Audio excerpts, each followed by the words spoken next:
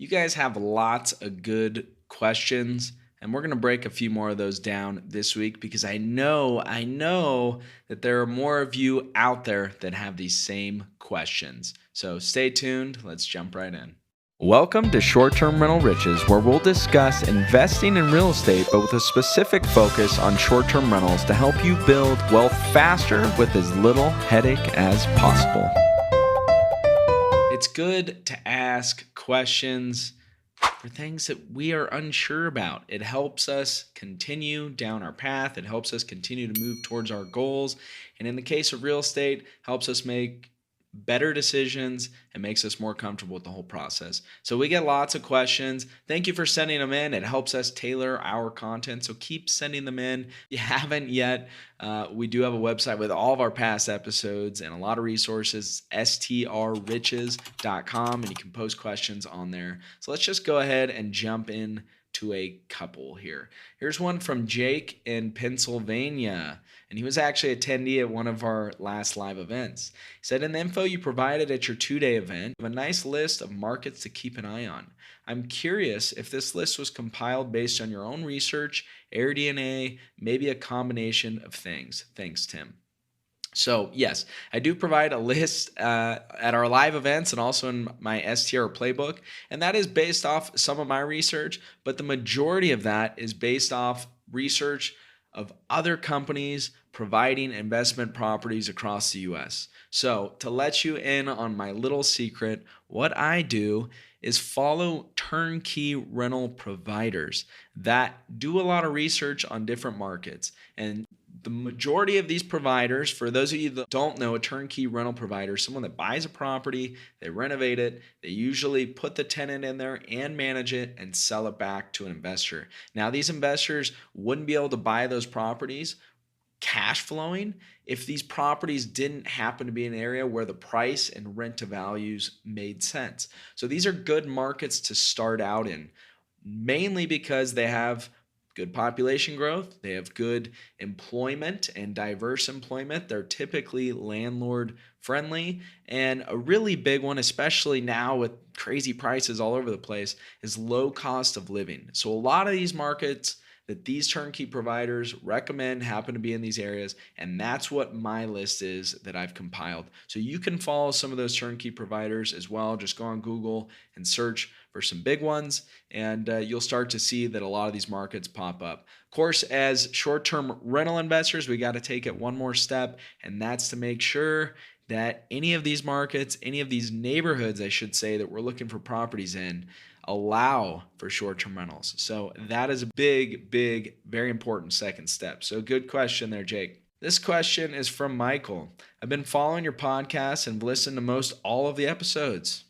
Thank you, Michael. Glad you're enjoying. My wife and I have been in real estate investing together since 2008, starting with conventional one-year lease rentals.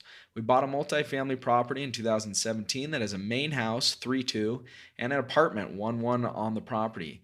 My wife had the idea and plans to make it an Airbnb, so we remodeled and set it up, and by golly, it booked up. The little 400 square foot apartment consistently outperforms the 3-bedroom, 2-bath home.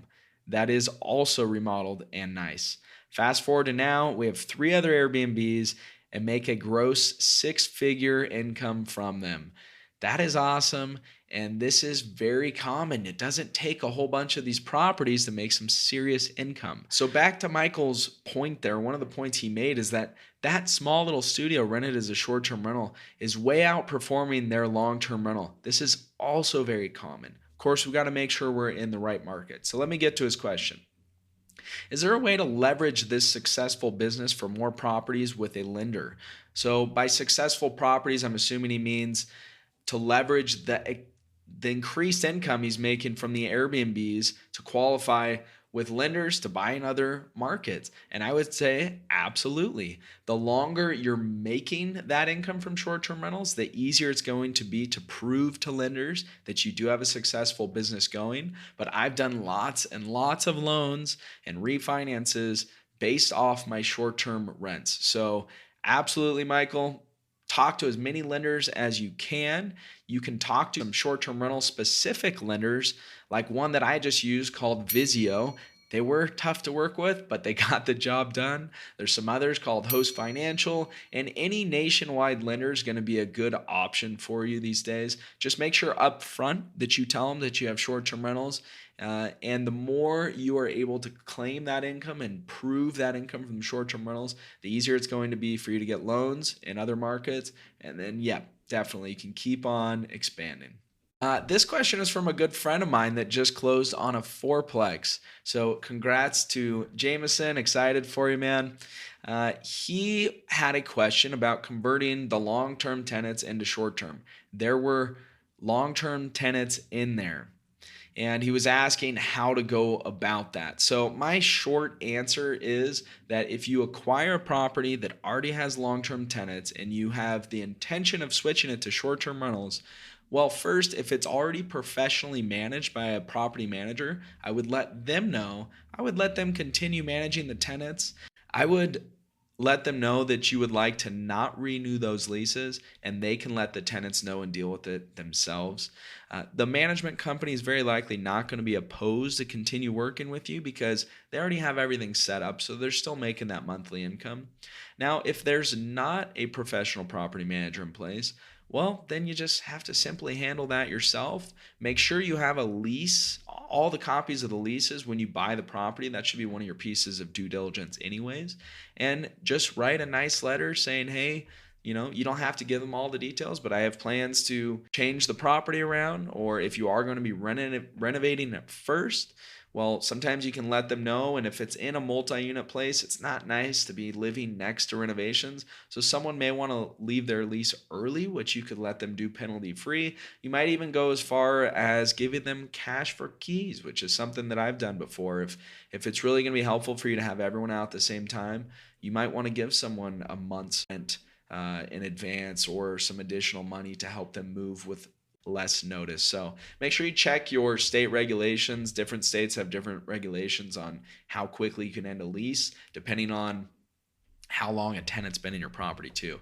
So good question there. This message actually came from Instagram, and I've got to say I'm not super on top of all of our social media, but one of my virtual receptionists that helps me with all that is. So we do get all those questions. So check us out there if you haven't already on Rest Methods on Instagram. We post lots of great tips. A lot of them are little bite-sized chunks that come out of these podcasts. So check us out there, find us, follow us, all that fun stuff. And here is a question. I was looking for your advice. I'm active duty Air Force. Thank you for your service. And I'm ready to get into the short-term rentals. I'm currently renting, and I'll get out of this lease in July. My plan is to buy a small single-family home for now, and then use that to begin my STR journey. I will buy another house using my VA loan in June 2022 when my lease is up. I've done research, and I can't seem to find a lender that is willing to give a reasonable loan for investment properties. I find that people are wanting 20% down for conventional loans, or like 5% down on a 15-year mortgage. So in general, you're probably going to be required to put down anywhere from 3.5% to 20%. Now, if you have a veterans loan, you can probably put down less than that, but it's got to be on your primary residence. So primary resident loans are where we can put down the least of money. Now remember, you can buy up to a 4-unit building for your primary residence. You can live in one unit, you can use that same great financing. So that is a really good option. In fact, that's the first investment property that I ever bought years and years ago. So check that out as an option. There's also an option to buy a secondary residence with 10% down. Now there's some limitations on that. You do, from what I understand, have to spend part of the year in that property, and it can't be in the same area as your primary residence. So check with lenders on that, but that could be another option. But in general, investment loans are usually 20% down. Now, that doesn't mean you can't partner with your friend, doesn't mean you can't partner with family or whoever it is. So if you do have someone else that's interested, I highly recommend reaching out to them and seeing if you can work up something together. So he also says, would you recommend Sprout Mortgage or House Max that provide investments with specific loans? I'm not familiar with those two lenders, but I can tell you there are hundreds and hundreds and thousands of lenders in the US. You just got to do your research.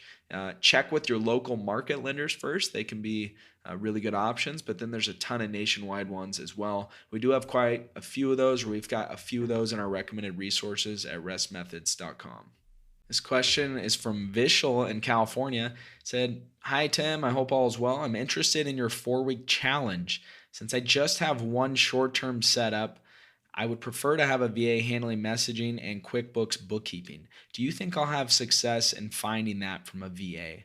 So Vishal's referring to, I have a 4-week replace yourself challenge, it's called, that you can find on our website at restmethods.com. And that's all about, from start to finish, how to hire your own VA to replace yourself from your short-term rental business in terms of everything that you can do virtually, messaging, all of that.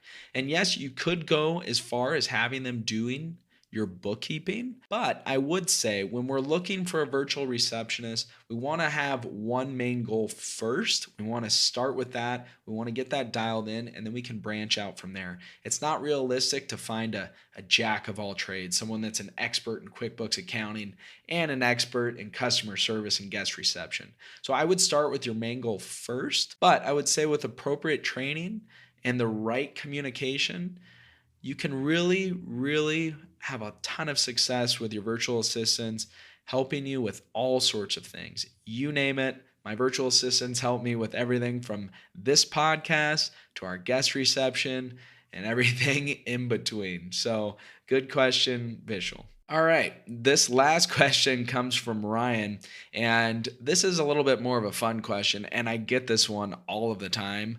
Not really related to short-term rentals, but I just want to share it anyways. A lot of you know I've been living in Colombia for years now, and these questions related to that. What is it like to live in Colombia? Well, that could be a really long answer, but I'll tell you the main reasons that I came down here. They call it the city of eternal spring. So it's basically like 72, 74 degrees all year long. It doesn't really fluctuate that much. And it feels like spring. We get a lot of rain, but not crazy Central America rain where you can't go out for a week at a time. We get little afternoon, evening rains, and occasionally we get a couple days a little more piled up. But the weather is fantastic. The cost of living is very low compared to the US. And the quality of life, I would say, is super high. The people are super friendly. Colombians are super friendly in general. But I would say after being here for a few years, one of my favorite things is the network that I've built with my friends here from around the world. There's tons of entrepreneurs here that have all different types of businesses that have come here because they also enjoy living here. Second part to his question, what's the cost of rent for a Class B apartment in Medellin? Well, that's interesting. I would say it's probably a lot higher than what you would expect. And this comes down to supply and demand. There's a lot of demand coming into Medellin right now. People love it here. They come and they want to come back. But there's not as many short-term rentals because of regulations. And we talk about this a lot on this channel. But most buildings do not allow for short-term rentals, which means the supply is a little lower. So it says Colombia shows up on a list where you can live for $1,500 a month, but I'm a little suspect of what to expect for $600 to $800 USD. I would say $1,500 a month. Yeah, you could find a lot of options for less than $1,000 a month to live, and you could get by with another $500 a month for food and all of those expenses. I would say to live more comfortably down here, you'd probably want to have at least $2,000 in spendable money each month. And then, if you get into 3, 4, 5 and up from there, you can literally live like a king. It's pretty crazy, really. But you can live very comfortably at a lower base there, $1,500 to $2,000, I would say. Of course, I found this place after traveling around the world a lot. I've visited over 70 countries and I've lived in a lot of different cities. So I love it down here. Short-term rentals have given me the freedom to be able to live down here. Of course, we have lots of systems set up to manage all the properties passively, but short-term rentals can be so powerful. They can be such a great piece to your portfolio. They can allow you to live wherever you want. So I hope you guys continue to ask good questions and continue to tune in. Don't be shy. No question is a stupid question. So I hope you got a little more insight here. And until next time, have a wonderful day.